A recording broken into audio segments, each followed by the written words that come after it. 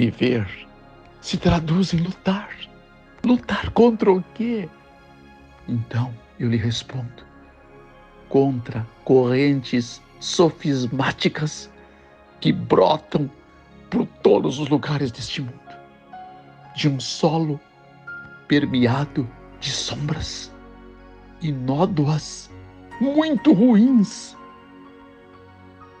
que são emanadas nos corações dos homens incautos, despreparados, desavisados, como eu, por 40 anos na minha vida. E nós estamos aqui para aprender juntos. Eu sou um aluno e o professor, como sempre tenho dito, é unicamente o Espírito Santo de Deus. O saber é a maior arma contra a ignorância.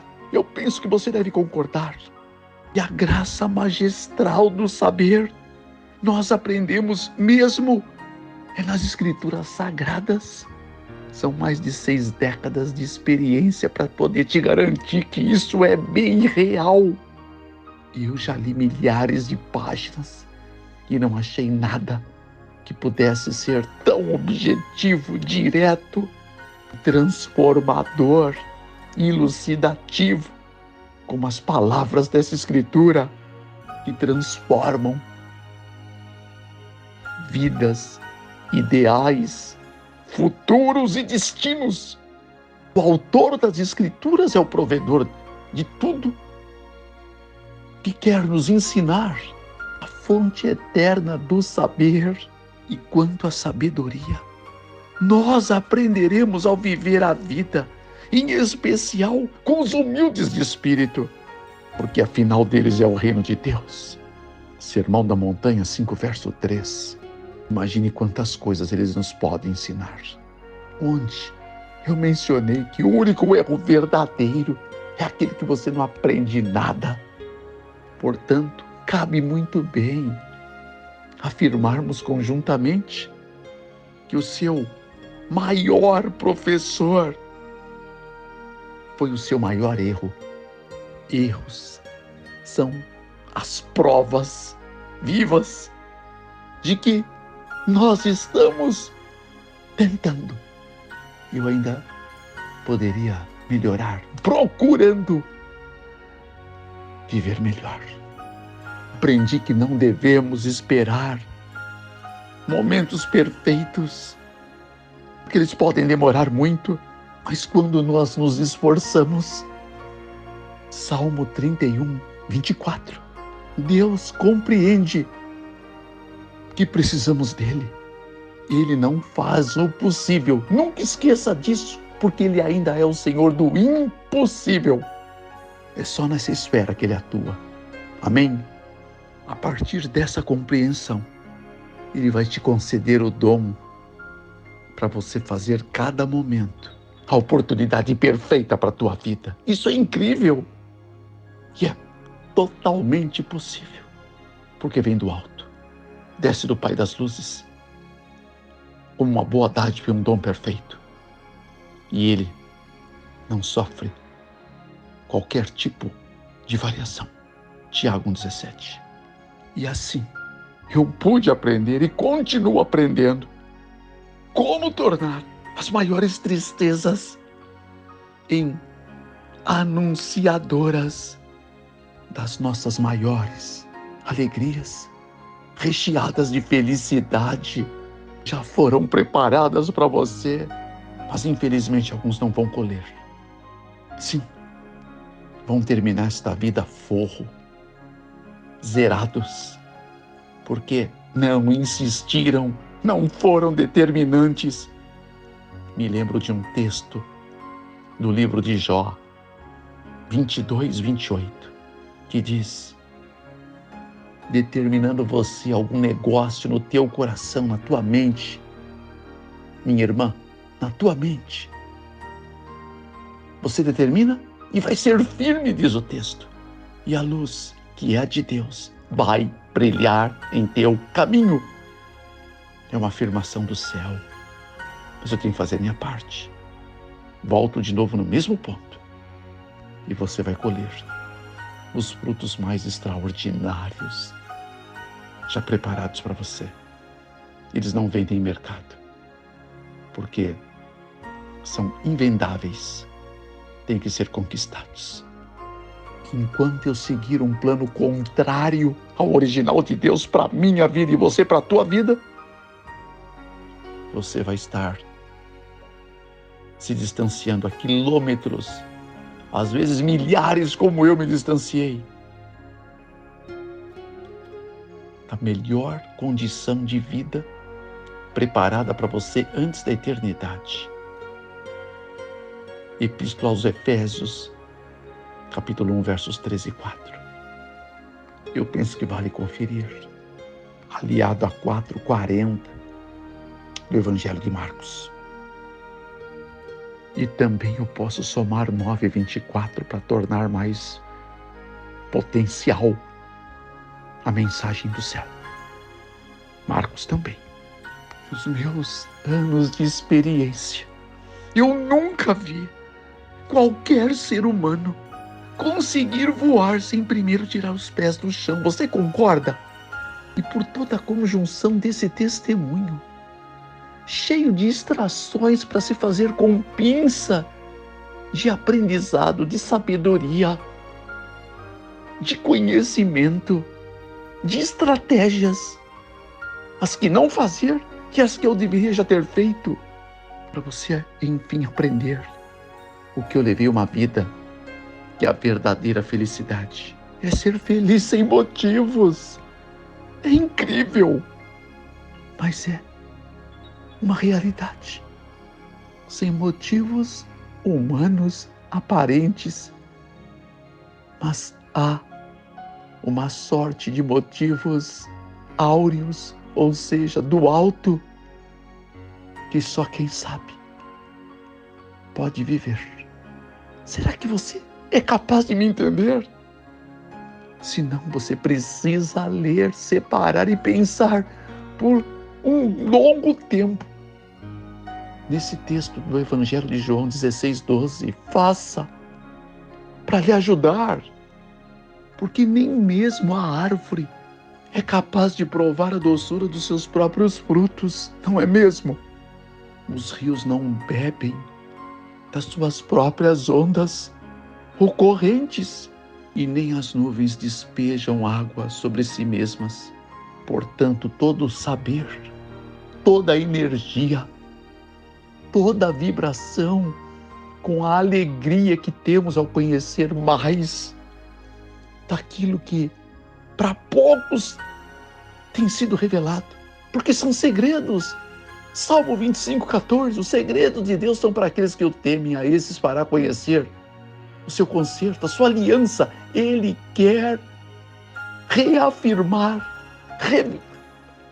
formar uma aliança nova com você. É isto.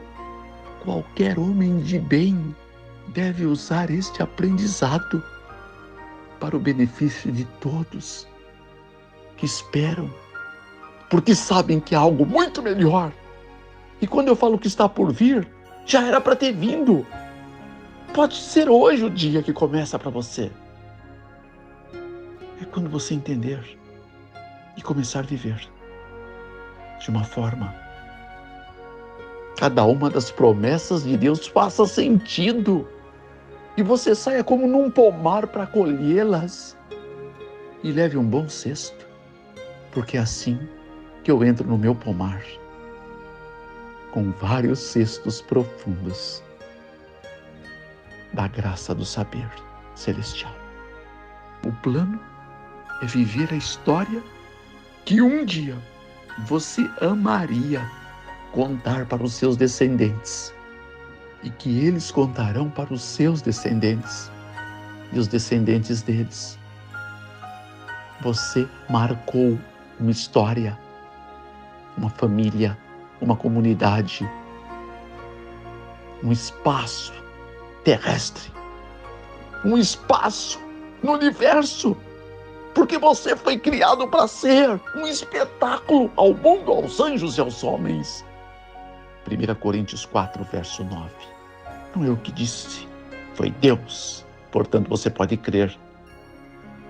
Você não acha? eu tenho certeza. Mas essa é de cada um. Não me compete ter certeza por você. A simplicidade ainda é o grau mais elevado da sofisticação. Algo tão simples e tão profundo ao mesmo tempo e quase imperceptível na maioria dos homens. Não é verdade também?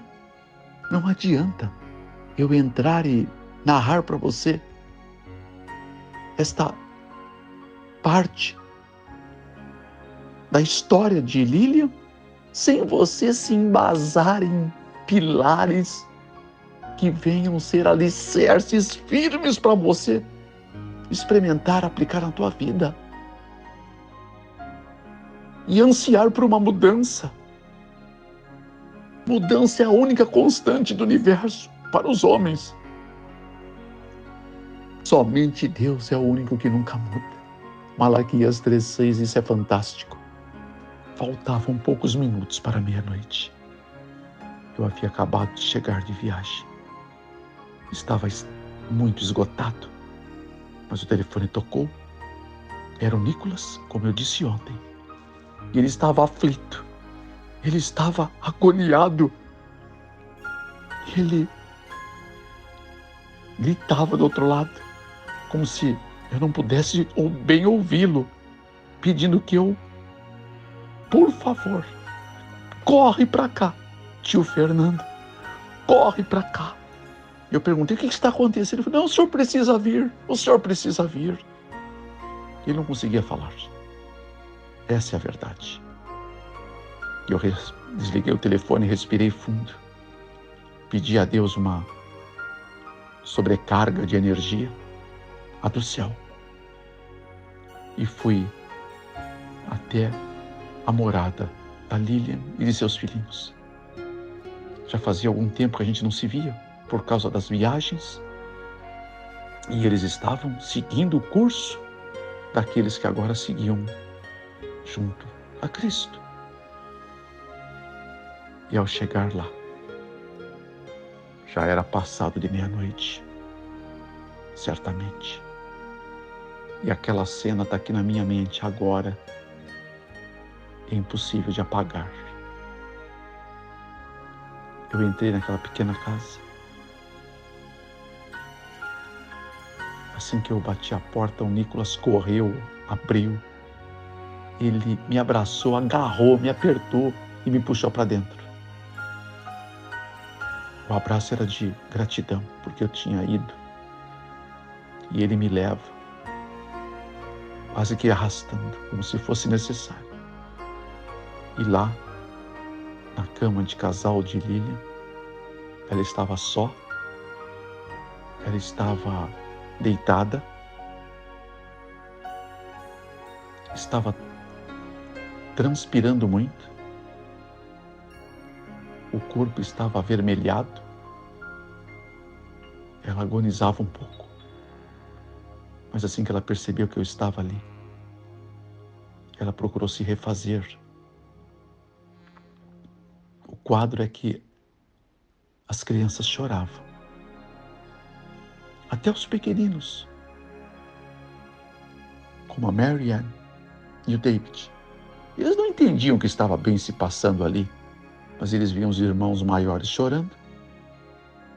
Eles choravam também. Era uma sinfonia de choros, uns agudos, outros mais graves. Eu não tinha levado nenhuma caixa de lenços, mas eu havia levar, né, um Deus no meu coração. O que você faria? O que eu faria? Eu sinceramente não sei. Então, quando você for num lugar e não souber o que fazer, vá com Deus, porque Ele vai te mostrar. Amém? Pode crer. Eu te garanto em nome de Cristo.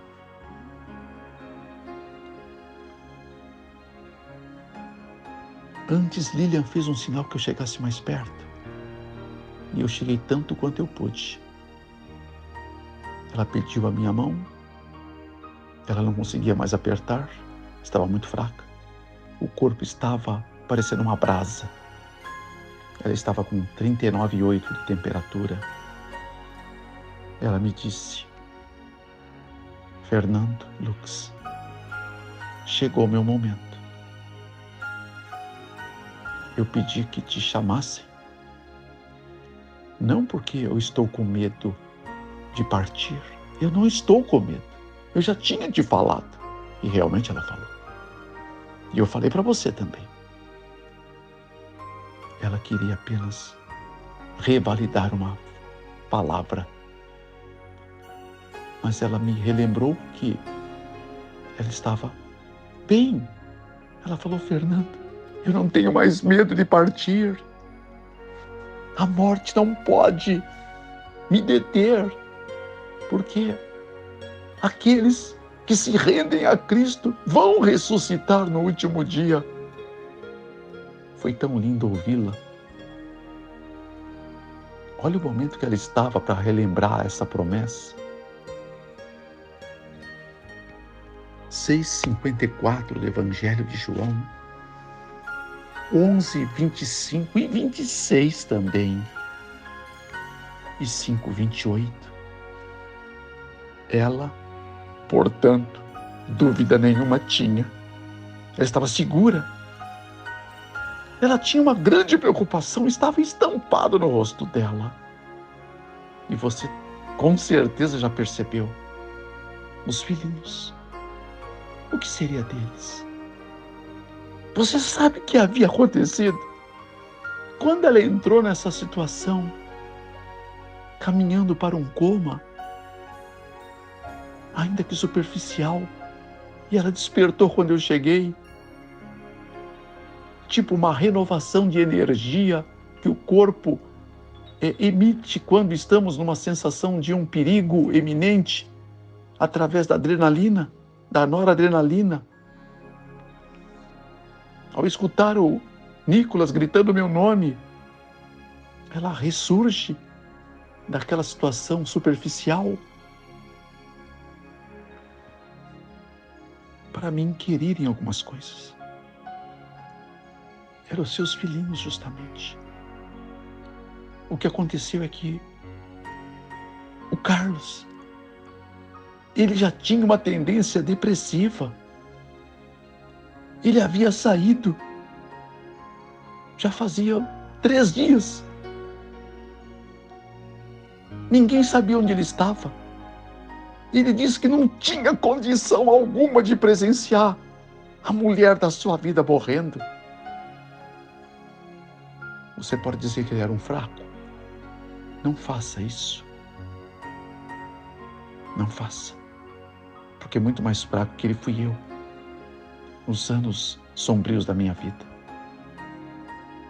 Já é uma outra história. Mas eu havia entendido, porque eu já conhecia um pouco do histórico e da sensibilidade do Carlos, que era um trabalhador, era um bom homem e um pai amoroso para aqueles meninos. Mas ele estava fugindo dele mesmo e ele não ia suportar, porque ela havia se despedido dele assim que ela entrou nessa situação tão delicada. Então ela me disse: Fernando, você confirma que não vai desamparar meus filhinhos? Você vai orientá-los, vai continuar ensinando sobre a verdade do caminho, sobre a vida que Cristo unicamente pode comunicar? Ela dizia: a vida que ninguém pode tirar de mim, Fernando. Eu sei disso, porque quem me deu foi Cristo. Ele é o único que tem ela nas suas mãos. Ela estava inspiradíssima. Ela falava em formas poéticas. É porque a mente dela só podia trabalhar agora nesse grau de elevação espiritual. Você, será que seria sensível para entender isto? Se você fizer um jejum mais prolongado, você vai perceber que isto acontece com você. Porque o corpo vai ficar fraco, a mente se potencializa. A mente dela estava muito potente. Então nós fizemos um círculo. Eu falei, nós vamos orar. Nós vamos orar. Lilian, não me diga isso que não vai ser necessário. Eu vou sim orientar teus filhinhos, mas agora nós vamos orar. Então ela pegou na minha mão, ela tentou beijar a minha mão, ela tinha maneira de fazer isso e eu sempre contrariado, constrangido com o ato. Eu tentava impedi-la, mas então dei as mãos, uma das mãos aos filhinhos, uma eu segurei na mão dela e nós fizemos a primeira oração. Eles choraram até o meio da oração, até que eu pudesse dizer o que está escrito no verso 26 de João 11. Aquele que vive e crê em mim, disse Jesus, jamais morrerá. Eu disse com uma energia lastreada na fé do autor da frase.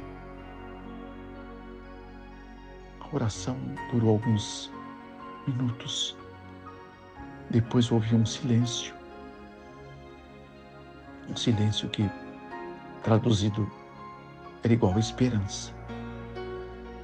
Que Deus estava no controle. Terminada aquela oração, minha mão estava pegando fogo, a que segurava na mão dela e a outra também. Eu pedi licença. Eu falei, não precisam chorar. Nós vamos agradecer a Deus. Eu fui até o meu carro buscar azeite de unção. E ao tornar a trazer para dentro, nós completamos a segunda sessão, a segunda prece, segundo escrito no livro de Tiago, capítulo 5, versos 14 a 16. E assim diz, está alguém entre vocês doente?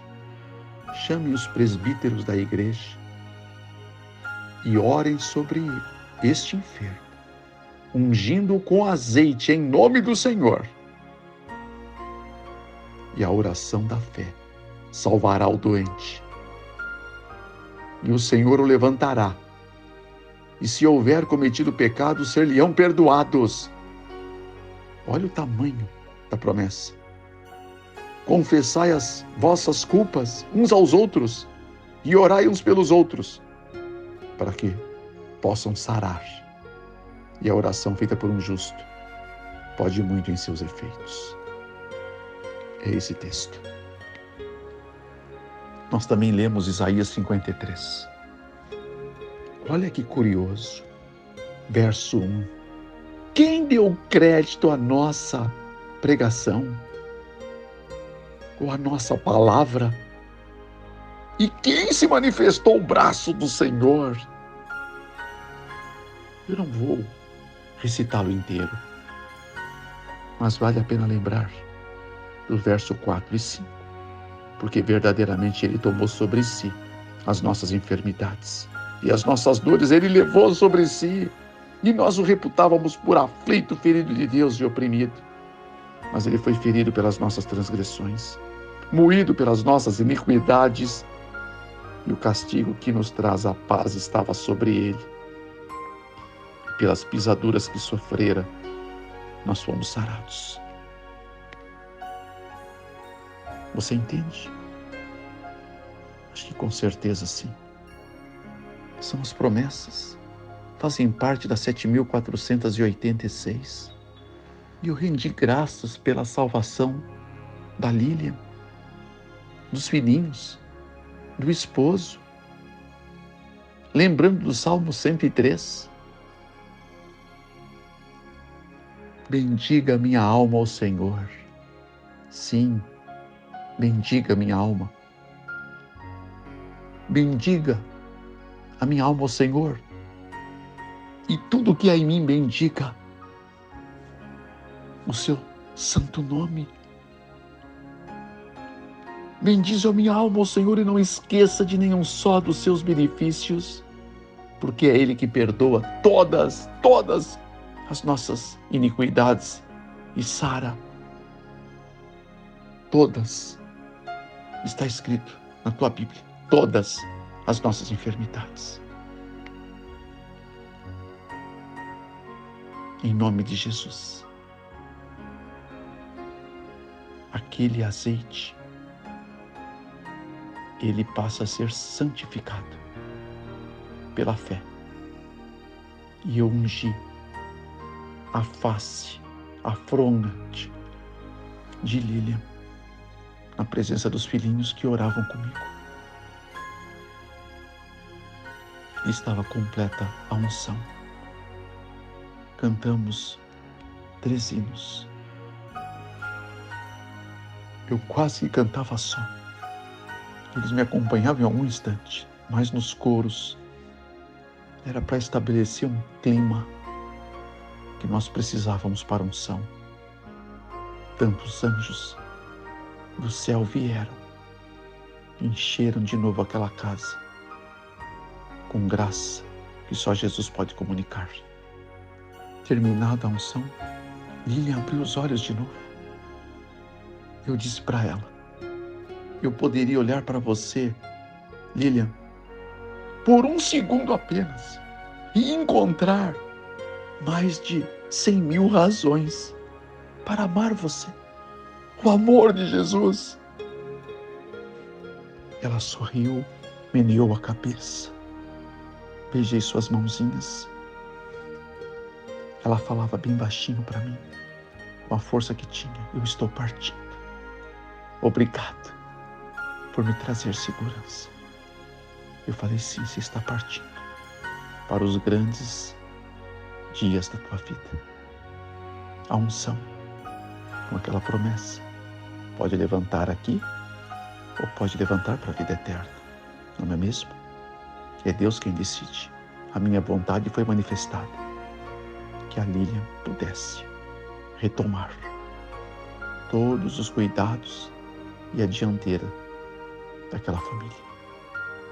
Mas seja feita a vontade do Senhor. Assim Jesus nos ensinou lá no Getsemane. Nunca a minha vontade, mas a vontade dele. Ele é soberano e a vontade dele igualmente. Lucas 22, 42. E quando ele entrou num profundo sono, os meninos já estavam todos com uma paz que só Deus podia trazer. Só o Nicolas e o Roger, que estavam ainda um pouco despertos. Arrumamos as crianças nas camas, cobrimos eles. E mais uma vez o Nicolas me acompanha até a porta. Eu falei: se você precisar, me ligue de novo. Eu volto aqui. Ele fez um sinal com as mãos que queria me abraçar. Eu abracei de novo.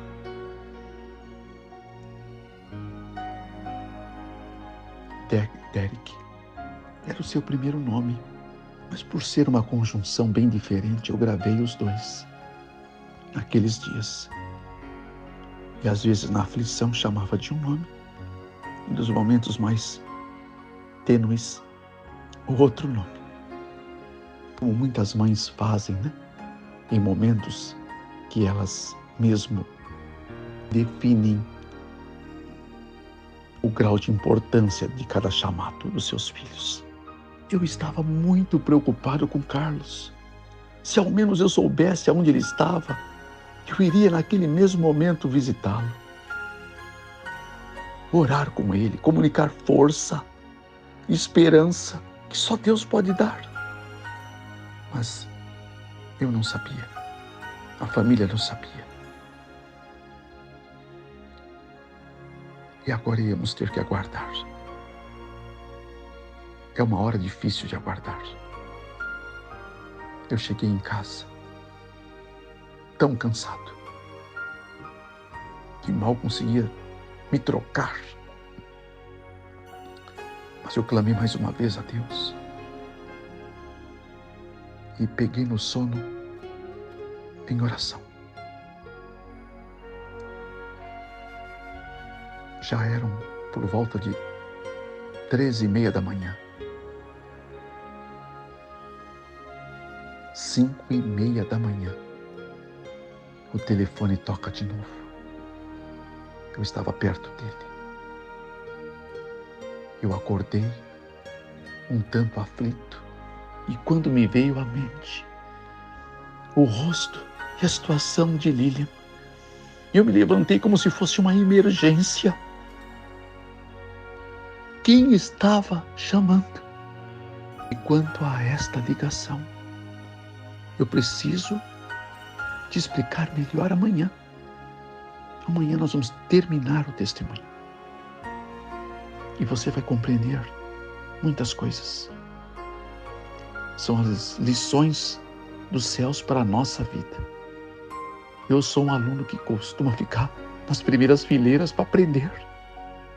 Aprender do nosso mestre, o nosso maior mestre, Jesus de Nazaré. Amém? Agora, eu quero orar por você. Pai, diante do teu trono glorioso, diante da tua hóstia angélica, diante daquele que se assenta ao teu lado, que intercede por nós, que pelo nome dele, pelos méritos dele, eu posso me achegar com ousadia, como diz o apóstolo, e entrar no Santíssimo, porque o seu sangue foi derramado por mim. E eu, desta maneira, recebo a incumbência de ser um intercessor. E esta prece, humilde, mas sincera, é intercessora por muitos que estão acompanhando conosco essa jornada, nesta madrugada, ou no horário que puder ouvir. Pai, o Senhor não muda. O Senhor continua na dianteira da vida daqueles que permitiram o Senhor estar. A questão é, onde está Deus na minha vida? E eu abro aspas nessa oração, Pai, para que cada irmão meu responda para si mesmo. Onde eu coloquei Deus na minha vida? E que eles respondam para si mesmos. Onde está Deus? Onde está Deus no casamento? Onde está Deus na paternidade, na maternidade? Onde está Deus na minha vida profissional, na minha vida afetiva, nos meus relacionamentos? Onde está Deus na minha vida espiritual? Será que Ele é o primeiro? Será que Ele ainda é o meu escudo, porque assim Ele se propôs a ser? Não temas, porque eu serei o teu escudo, o teu grandíssimo galardão. Como dito em Gênesis, Pai. Alguns ficam na mira do diabo, recebendo setas de dia e de noite, porque se desproveram do escudo único capaz de reter essas setas, e sofrem, e gemem, e vivem terríveis frustrações, e colecionam uma sorte de fracassos, mesmo o Senhor tendo nos criado para não fracassar, mas para vencer sempre, mais que vencedores. Mas nós não acreditamos, Pai. Nós duvidamos que isto é um título para os teus filhos, que se permitem ser autênticos filhos de Jeová, a nossa torre forte, por intermédio de Cristo, nosso irmão, nosso Senhor, nosso Redentor, nosso provedor, o nosso tudo e todo poderoso. Ó Deus, é tanto poder e nós não sabemos como lidar com ele. Não é tanto poder, é todo o poder, como disse o próprio Cristo no final do Evangelho de Mateus. Todo o poder nos céus e na terra me foram entregues. O Senhor está procurando, como diz o salmista, os teus olhos passam por toda parte para procurar quem quer deste poder, poder para nos tornar homens humildes, homens mansos, mulheres mansas, e humildes, dóceis, dependentes totalmente de ti. Jovens consagrados fazem tremer o inferno e sua hoste maligna.